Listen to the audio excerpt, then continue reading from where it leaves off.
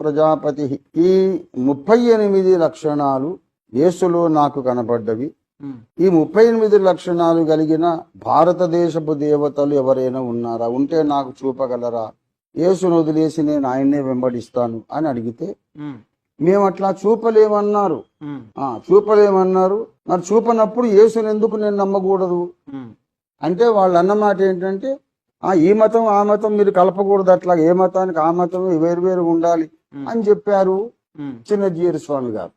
అప్పుడు నేను అన్నాను, ఏ మతానికి ఆ మతమే ఉండాలని మీరంటున్నారు, కానీ సర్వమత సారాంశం ఒకటే, ఓంకారమే క్రీస్తు ఆయనని స్వామి వివేకానందుల వారు చెప్పారు.